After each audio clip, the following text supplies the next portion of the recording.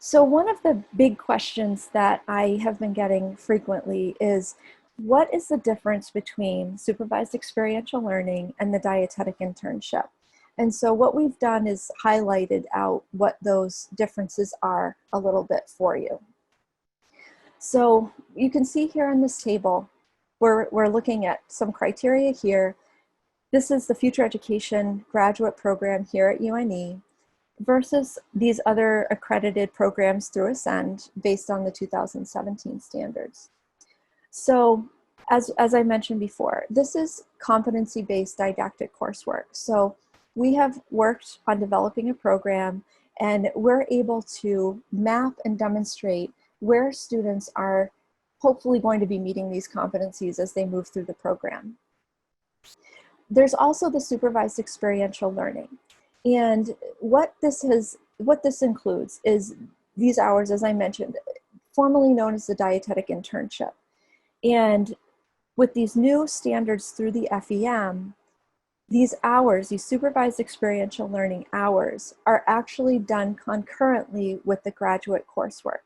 So all of the education, you're taking these graduate classes, and then in addition to that, you'll be experiencing clinical settings, food service settings, community settings, but it's all done while you're taking these graduate classes.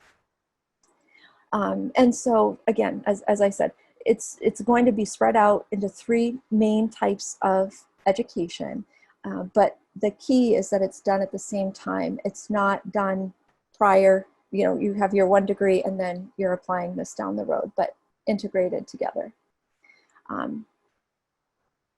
And then again, as I mentioned, students don't need to match. They only have to apply.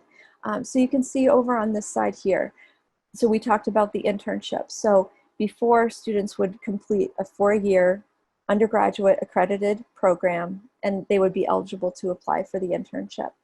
But now we're intertwining it. The admissions eligibility, so now accepting, and these are all FEM programs. Students with a bachelor's degree in any discipline versus, as I mentioned before, a bachelor's degree from an Ascend accredited program.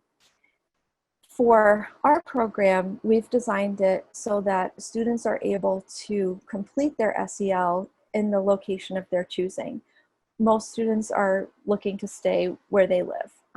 And be able to start networking, building their professional network there, and complete their hours, their SEL hours there, versus a lot of the current internships require relocation. There are some distance internships, but we've designed it so that students are able to complete this where they live.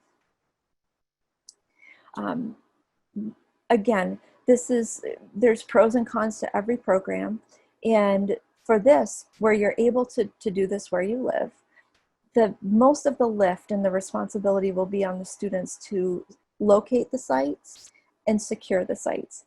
Our role as a program is to support the students as best we can. I've had a lot of great conversations already with interested students and I've been able to guide them and help them find these sites where they're living, versus current internships and some FEMs. The students are not required to set their own sites. They've already been established for them. One of the exciting parts of our program is we've focused very hard on what do future dietitians need to have as prerequisite coursework. What are we looking at to help them have the greatest chance of success?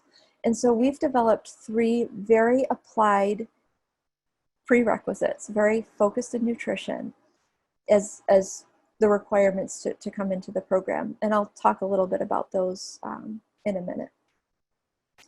A lot of other programs right now have anywhere from 9 to 12 prerequisites. So we're just taking a creative approach to see what we can offer students.